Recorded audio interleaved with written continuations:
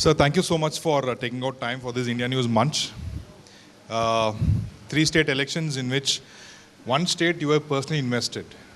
Big results for Rajasthan. How did the success happen, sir? तो अभी आप सुन रहे थे स्मृति बहन को, मोदी है तो मुमकिन है यही हुआ है और क्या हो सकता है। और तो हमारे पार्टी के राजस्थान के इकाई माननीय प्रधानमंत्री जी के मार्गदर्शन में, हमारे राष्ट्रीय अध्यक्ष जी के मार्गदर्शन में जो काम किया है, और जो कांग्रेस का एक झूठा वादा, ये वादा करो और भूल जाओ, कि कांग्रेस ये नया नीति अपनाया है। ये नया नीति को हमने ठीक तरह से एक्सपोज कर पाया। और जो हम मोदी गारंटी का जो बात कर रहे हैं, वो मोदी गारंटी पर जनता तक इस विषय को लेके जाना, इसमें तो सक्सेस हम हो गए। मुझे लगता है जो मोदी जी का जो विश्वास है, लोगों के ऊपर मोदी जी का प्यार और मोदी जी के ऊपर जनता के विश्वास, ये बहुत बड़ी मात्रा में काम आया है। और हमारे जो हर एक कार्यकर्ता राजस्थान में बहुत विश्वास के साथ काम किया है। और जैसे मैंने बताया, वो कर्नाटक में हो, हिमाचल प्रदेश में हो, राजस्थान में हो, तो गहलोत की जो कुछ भी जनता को भला करने का याद आ रहा था, वो लास्ट 6 महीने ही याद आ रहा था। अंत का जो 6 महीने था उसमें ही बोलते थे मैं ये फ्री दूंगा, ये फ्री दूंगा, वो करूंगा, ये करूंगा, लेकिन कुछ करते थे नहीं, तो आश्वासन तो देते थे। तो ये सब देखते हुए लोगों को पूरा विश्वास हो गया, ये मोदी जी के गारंटी पर चलेंगे, राजस्थान को भी भला होगा, और 2024 में मोदी जी का आने का भी गारंटी होगा, ये तो पक्का हो गया। ये प्रहलाद जी, 3 राज्यों में चुनाव हुए, एक नया नारा आपने दिया, मोदी की गारंटी है। प्रधानमंत्री खुद भी कहते हैं कि अगर कहते हैं कि मोदी की गारंटी है तो गारंटी के पूरा होने की गारंटी है। और ये नतीजे बताते हैं कि लोगों ने इस पर यकीन किया है, इसमें कोई दो राय नहीं है। जब सरकारें आपकी बनी हैं तो जो सबसे बड़ा अचंभा हुआ वो ये हुआ कि आपने लीडरशिप में परिवर्तन किया। जो एक पुरानी लीडरशिप थी उसको सत्सम्मान आपने कहा कि रुकिए, नई लीडरशिप को जिम्मेदारी देते हैं। ये जो जिम्मेदारी आपने सौंपी है, कई हलकों में इसके मायने समझे जा रहे हैं कि क्यों है। क्या वो 2047 में जो विकसित भारत है उसके लिए है? क्या एक नई पीढ़ी है जो ख़त्म हो जाएगी, हट जाएगी, तो जो नौजवान पीढ़ी होगी उसके मुकाबले बीजेपी की एक नई जमात खड़ी होगी? स्ट्रैटेजी के लिहाज तैयार किया गया है। तो ये लीडरशिप चेंज जो बीजेपी कर रही है, उसके पीछे का कारण क्या मानते? नहीं, लीडरशिप जो चेंज करना है वही एक कारण है जी, और क्या कारण है? तो नया लीडरशिप उभर के आना चाहिए।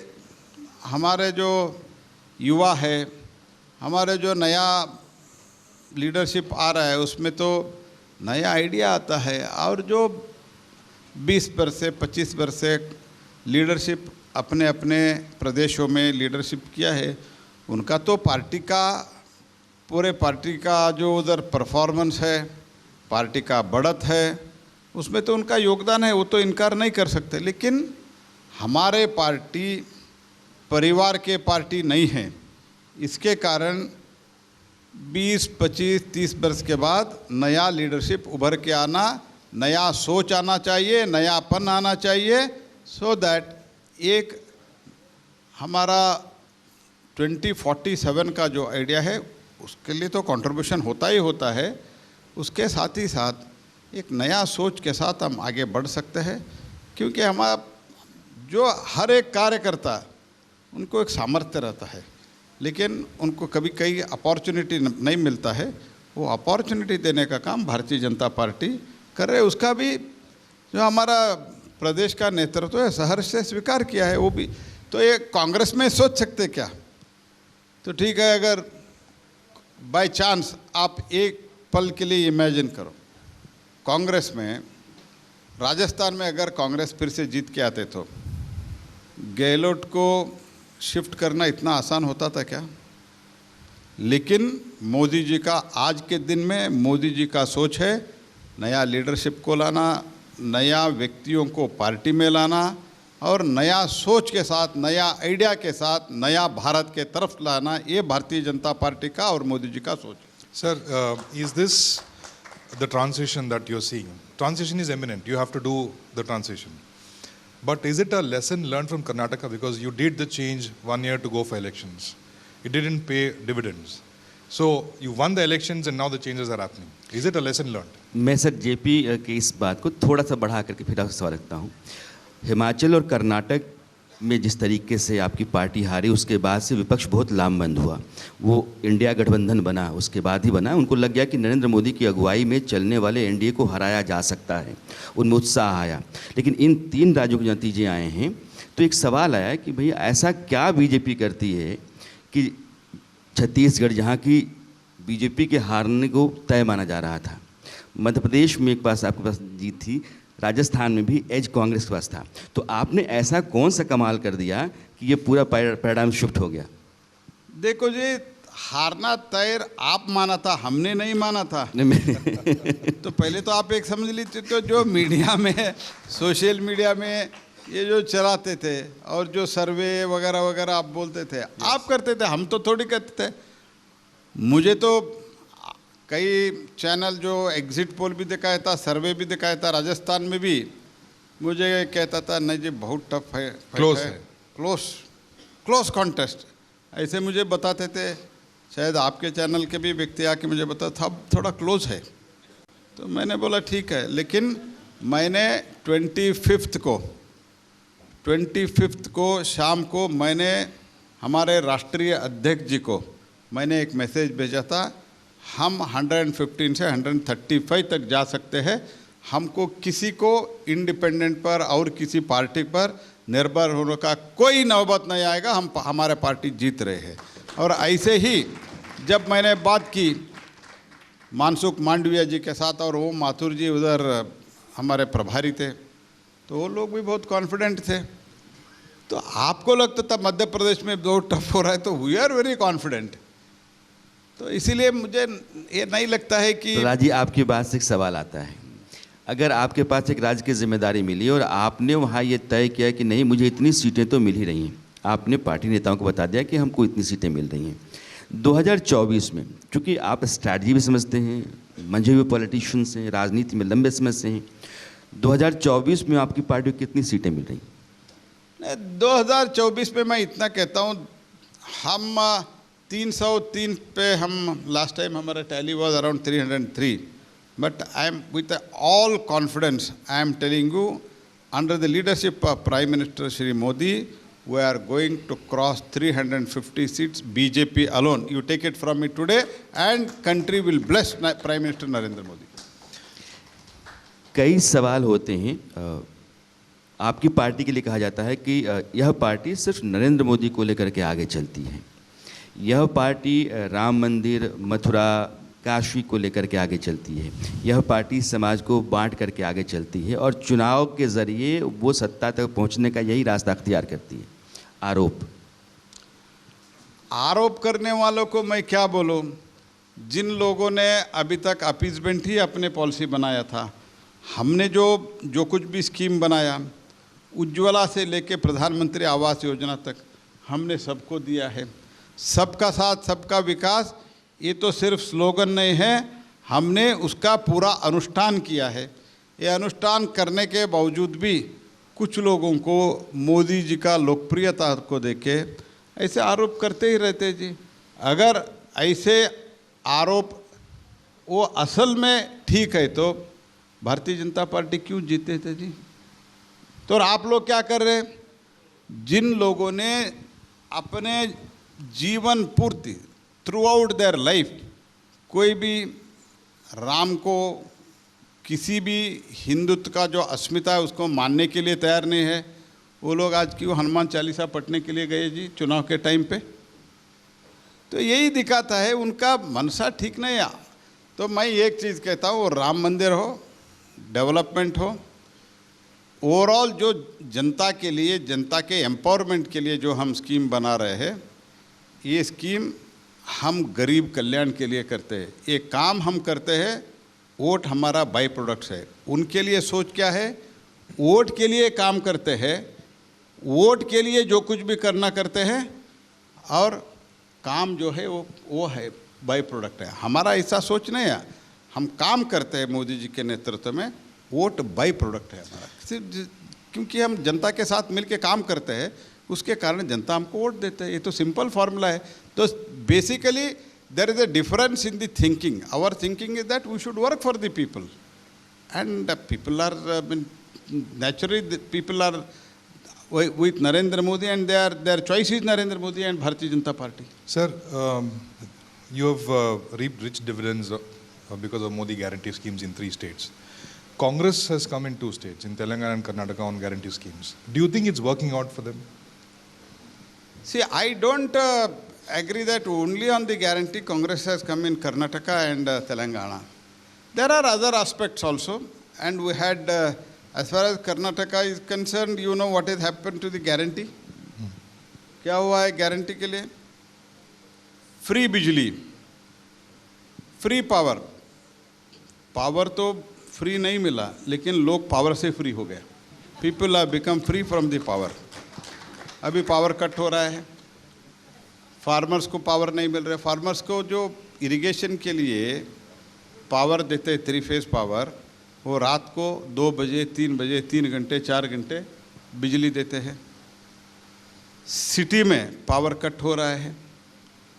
मैं आप यकीन के साथ आपको कह सकता हूँ, जनता, इस देश के सामान्य जनता, वो चाहते हैं क्वालिटी 24/7 बिजली।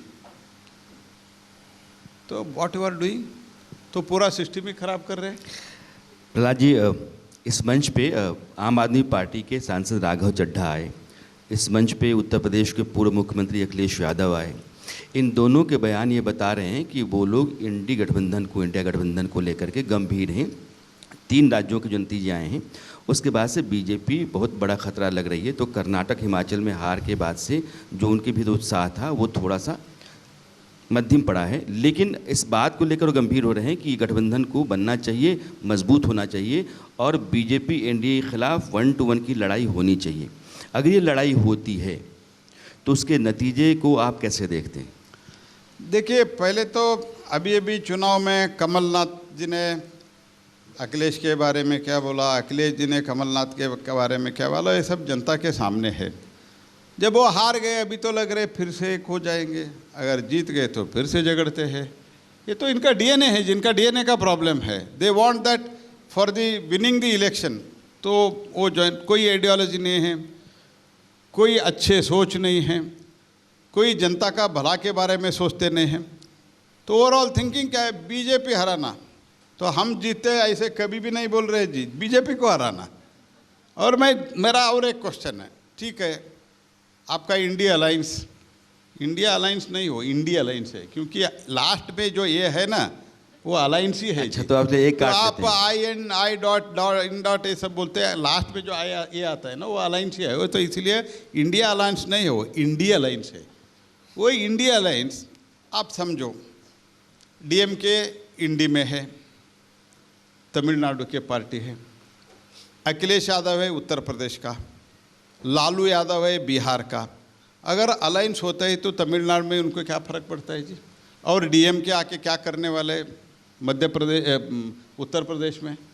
ये तो कोई अर्थ नहीं है जी। और कांग्रेस पार्टी का अस्तित्व क्या है उत्तर प्रदेश में? मैं आपको बताता हूँ, आज इस मंच पर बताता हूँ, सिर्फ सोनिया गांधी जी को 1 सीट दिया तो भी कांग्रेस इनके अलायंस के एसपी के अलायंस में जाएंगे। ये स्थिति है उनका कांग्रेस पार्टी का। कांग्रेस का कुछ बचा ही नहीं है।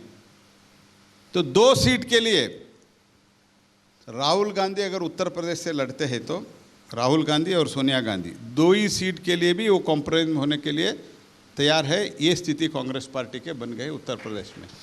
जिस पार्टी 40 वर्ष से 50 वर्ष से तो एक ही खानदान के लोगों को जो इलेक्ट किया, जिस प्रदेश से कांग्रेस पार्टी से इतने प्रधानमंत्री बने, उस प्रदेश में कांग्रेस पार्टी का स्थिति क्या है, क्यों हुआ है?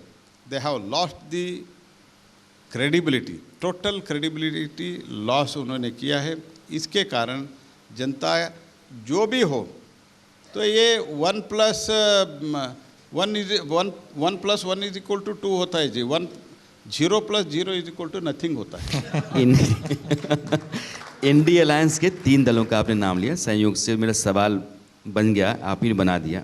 एक आपने कहा कि डीएमके, एक कहा समाजवादी पार्टी, एक कहा आरजेडी। डीएमके के एक सांसद कहते हैं कि आपकी पार्टी सिर्फ उन्हीं राज्यों में जीतती है जो गौमूत्र प्रदेश हैं। डीएमके के जो मुखिया हैं स्टालिन, उनके बेटे कहते हैं कि सनातन जो है वो मलेरिया है, डेंगू है। समाजवादी पार्टी के एक नेता हैं स्वामी प्रसाद मौर्य, वो कहते हैं कि मानस जो है वो फाड़ देना चाहिए, जला देना चाहिए। आरजेडी के एक मंत्री हैं चंद्रशेखर, वो मानस पर टिप्पणी करते हैं। ये तीनों दल कांग्रेस के साथी दल हैं। कांग्रेस बार बार कहती है, चूँकि आपने नाम लिया तीनों दलों का, तो कांग्रेस कहती है कि इन तीनों दलों को लेकर के आप मेरे ऊपर सवाल क्यों खड़ा करते हो कि मैं इनकी बात बोल रहा हूँ या ये सब जो बोल रहे हैं वो मेरे चलते बोल रहे हैं। देखिए, कांग्रेस पार्टी को इसका ज्ञानोदय कब हुआ? ज्ञानोदय जब हुआ, जब उनको लगा इससे हमको नुकसान होता है। तो आस्था नहीं है। कांग्रेस पार्टी के राष्ट्रीय अध्यक्ष के सुपुत्र कर्नाटक में मंत्री है प्रियंका खरगे। ये प्रियंका खरगे उदयनिधि स्टालिन का स्टेटमेंट का सपोर्ट किया है। तो इसका अर्थ क्या है? तो जयप्रकाश जी इधर बैठे, ये तो कर्नाटक के बारे में जानते हैं, तो आप पूछिए उनको स्टेटमेंट दिया था नहीं दिया था।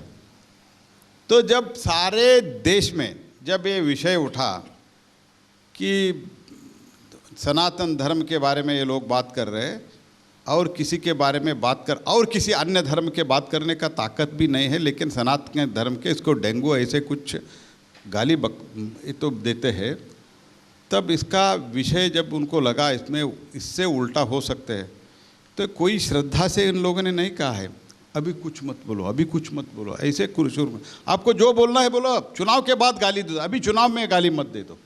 ये इनका स्थिति है। गहलोत ने भी कंडेम नहीं किया है। एक तरफ कमलनाथ वोट के लिए हनुमान चालीस के लिए पठन के लिए जाते हैं, इस तरफ ये बोलते हैं उसका खंडन स्वयं राहुल गांधी नहीं करते हैं। तो कांग्रेस अपीसमेंट, एंटी हिंदू और भ्रष्टाचार। अभी तक धीरज साहू के जो घर में मिला है, क्या एक्शन हुआ है? कुछ भी एक्शन नहीं हुआ है। बोलने का धैर्य भी नहीं है कांग्रेस पार्टी के नेतृत्व में। वो किसके लिए वो धैर्य नहीं है, ये सब लोग इधर जो बैठे हैं ना, और सारे जनता जानते हैं कि why they are not able to take action against mister Dheeraj Sahu. आप इशारा दे रहे हैं? मैं तो इशारा नहीं दे रहा हूँ, लोग जानते हैं। मैं तो इतना मेरा विश्वास है, मुझे पूरा विश्वास है। Sir, you seem to have caught Mallikarjun Kharge on the wrong foot when you talk about caste census. He said he clubbed you and DK Shivakumar as one. What is the party stand? When is it going? 1931 is the last caste census we had. So as a party, our Home Minister has made it clear in a very recent occasion. I do not want to add anything more on that. But as far as what Mr. Kharge has said, ये तो Congress party का स्थिति देखो जी। तो Congress party ने जब सिद्धरामैया जी ने पहली बार मुख्यमंत्री थे 2013 से 18 तक, तब उन्होंने कास्ट सर्वे करवाया था। तो इस बीच में तो उसका कुछ कारण से रिपोर्ट नहीं आया। तो अंत में हमारे जो सरकार अभी 2023 में हम हार गए, उससे पहले 1 बरस पहले कहीं उसका रिपोर्ट आ गया। वो रिपोर्ट आने के बाद अभी इसका मैं पब्लिक करता हूँ, इसको सार्वजनिक करता हूँ। सिद्धरामैया ने कहा, स्वयं DK शिवकुमार उसका अपोज करता है। तो जब ये चर्चा चल रहे थे, ओबीसी बहुत बातचीत चल रहे थे राज्यसभा में, सुशील मोदी जी ने कहा आप कर्नाटक में इसमें सार्वजनिक इस रिपोर्ट को कब कर रहे हैं? खरगे जी बोलते हैं तो उसके लिए कुछ रिएक्शन नहीं था। मैंने बोला आपके उप मुख्यमंत्री विरोध कर रहे हैं। तो खरगे जी क्या बोलते हैं, उप मुख्यमंत्री आपका है। तो उप मुख्यमंत्री बनाया राष्ट्रीय अध्यक्ष खरगे जी, और मुझे बोलते हैं आपका ही है इसलिए विरोध कर रहे हैं। मैंने बोला हमारे है तो कांग्रेस सरकार में उप मुख्यमंत्री हमारे आदमी है, तो आपने रखा क्यों जी? उनको हटा दीजिए ना। क्या क्या बात करते हैं, कितना इररिस्पॉन्सिबल है। Sir, since you spoke about Karnataka, though they have 135 seats, you have Kumaraswamy as your NDA partner now. So he makes constant announcements that this government is going to collapse in December. Now he's given deadline of March. See, on what basis he is telling that, or some other leaders are also telling. At least I have advised my party people. I have made a request. I am not that big person to advise, but I have made them a request not to make such statement. I do not endorse that. People have given them a mandate for the 5 years. I only expect them to perform and do something good for the poor people of the Karnataka. And we are not interested in the game of all this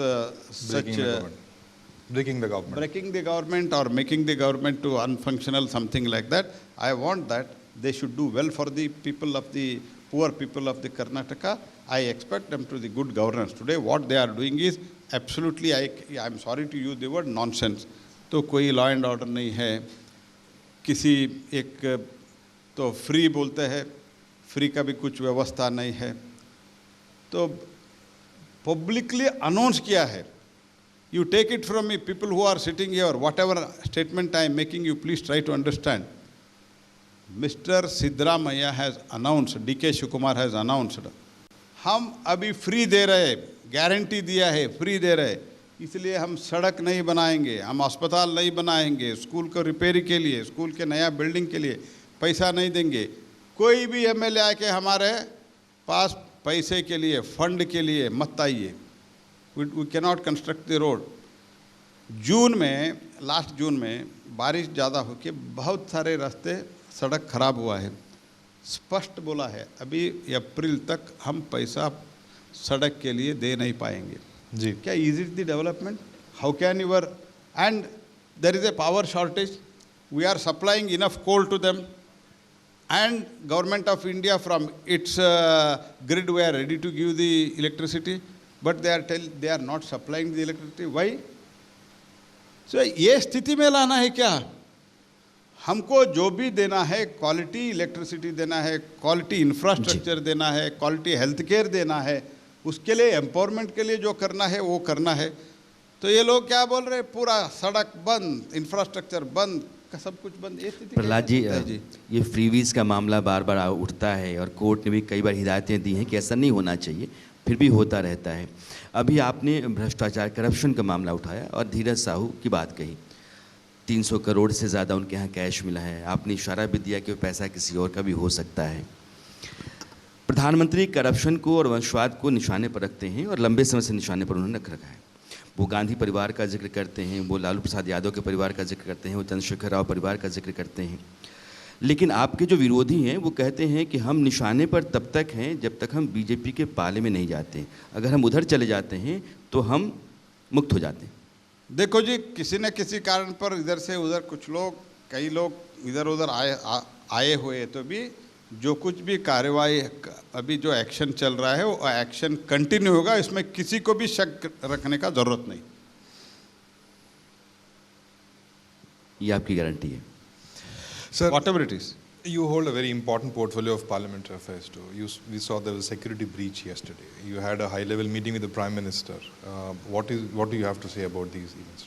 No, This is for my headlines. No, I did not have any meeting with the Prime Minister. I keep, because of my portfolio, I keep meeting Honorable Prime Minister because I have to take his guidance and the direction. I keep meeting him. But as far as this is concerned, we had a meeting under the chairmanship of Speaker. And we have asked, even we had the floor leaders meeting also. We have asked their suggestion on the basis of their movement in last 10-12 days in the parliament. And whatever needed, the requirement for the future security and the strengthening security, we are going to do that. And it is very unfortunate that this incident has happened. And we will take care further in that in future these incidents do not occur once again. So you also hold a very important portfolio of coal. So I'll ask some quick questions about your ministry. We're talking about India being the third largest economy and power is needed. How would you complement this through coal? See, as far as to become the third largest economy, and now we are the fifth largest economy, the contribution of power is very, very, very high. I am speaking of the empowerment electricity, not the political power. So that is what we need. And as far as this requirement of this energy, total in the energy basket of India, more than 70% of the energy in that energy basket, it is from the coal. So how to balance it? तो हमने तो दुनिया को माननीय प्रधानमंत्री जी ने आश्वस्त करके आया है कि emission will be reduced by 30% by 2030. तो net zero by 2070. These are the things it is in our mind. But जो हमारे पास जो उपलब्ध है, तो कोयला हो और fuel, whatever the other fuel we have, that we have to use, but at the same time sustainability is important. So for that reason, now the estimate is that by 2030, I am not telling 2040, 2050, 2060, the estimation is that by 2030, the requirement of the power in India is going to be doubled. So there are two reasons for it. One is India is growing, and I am very confident India is going to be the third largest economy. To become the third largest economy, there should be growth in all sectors. For that, we need power. To fulfill the need of the power, we should generate the power. For that, we need coal, and we are producing the coal. But आप विडंबना देखो, हमारे पास आज के दिन में जो explore किए हुए हैं ऐसे खदान, कोल के खदान देखते तो हमारे पास 350 वर्ष तक कितना कोल हमको चाहिए, इतना कोल हमारे पास है. But unfortunate is the most unfortunate part is जिन लोगों ने इतने बरसों तक, दशकों तक राज किया, इन लोगों ने कोल इंपोर्ट के लिए imported based coal power plant उन्होंने इंस्टॉल किया. There are around 7 to 8 mega power plants which run only on imported coal because they never had the capacity to produce the coal. So they installed those power plants and importing. Course correction से इसका course correction हो सकता है. अभी हमने तो हमारा coal production in last 10 years of Modi government, it is doubled, and in another 2 years there will be huge jump in the production of the coal. So what I am feeling is by using this coal we will produce, and we have told them also at least for the blending purpose they can use it, and we can reduce the I have planned by 2026 substitutable coal import we are going to stop. आपकी बात से एक बहुत ही serious question खड़ा होता है. आप कहते हैं कि 2030 तक भारत में जो एनर्जी चाहिए वो डबल चाहिए. आपके पास कोल है, लेकिन एक इंटरनेशनल ऑब्लिगेशन है कि आप इन्वायरमेंट को ठीक रखने के लिए इस लिमिट से ऊपर जाकर के काम नहीं कर सकते, इतना कंजम्पशन नहीं हो सकता कोल का. दूसरा कि क्या आपके पास इतना जनरेशन बिजली का करने की कैपेसिटी है, क्योंकि अब तो आपको प्लांट्स लगाने पड़ेंगे. अगर आज आपको 2 मेगावाट चाहिए और कह रहे हैं कि 2030 तक 4 मेगावाट चाहिए, तो ये 2 से 4 करने के लिए आपके पास टाइम तो 6 साल है. तो 6 साल में डबल जनरेशन आप पार कर पाएंगे. जो कोल आपके पास है क्या वो कंजम्पशन का होगा, क्योंकि इंटरनेशनल ऑब्लिगेशन भी आपके ऊपर है. रिन्यूअल से लेके रिन्यूअल एनर्जी से लेके थर्मल एनर्जी तक हमारे और हाइड्रो एनर्जी तक हमारे पास क्षमता है, और सभी में हम क्षमता बढ़ाने के लिए जो अवेलेबल इंफ्रास्ट्रक्चर है उसमें पावर जनरेशन बढ़ाने के लिए हम बहुत अच्छी तरह से प्लान्ड प्रयास हो रहा है. मैं पूरी तरह से मुझे विश्वास है कि 2030 में जितना हमको इलेक्ट्रिसिटी चाहिए उससे ज़्यादा इलेक्ट्रिसिटी हम उत्पादन करेंगे. मैं और एक चीज़ आपको बताता हूँ. 2012 में जुलाई एंड और अगस्त फर्स्ट 1, 2, 3 ऐसे मुझे if my memory goes right 31 July 1 August and 2 August, ये 3 दिन सारे north India was in dark. क्यों? Everybody try to draw the more electricity than what it was allotted to them, and it got exploded. That was the situation. 3 days it was in dark. But today I am telling India is the net exporter of the electricity. That is the what is the change Modi has brought is this is the change. We are the net exporter of the electricity. Whatever the power we are in need, more than that we are generating as on today itself, and by 2030 also, whatever India needs, I am assuring that whatever India needs power, more than that we are going to generate. Sir, recently this COP28 concluded. What are the main takeaways from the COP28? No, I think Mr. Bhupendra Yadav is the best person.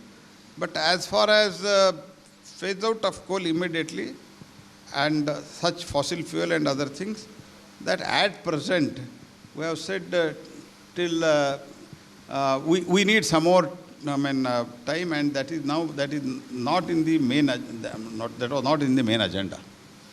Prahlad ji, Allahabad Uttar Pradesh high court का एक बड़ा फैसला आया है और वो फैसला कहता है कि मथुरा में कृष्ण जन्मभूमि और मस्जिद का जो परिसर है उसका ASI सर्वे होगा।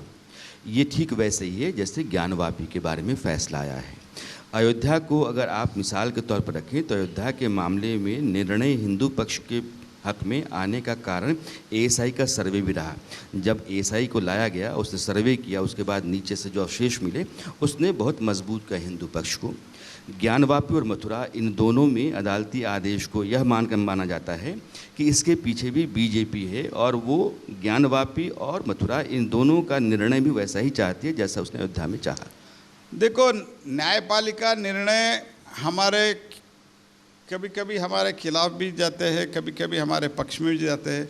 इसका अर्थ नहीं है कि न्यायपालिका तो जो सरकार में है उसको देख के निर्णय तो नहीं देते।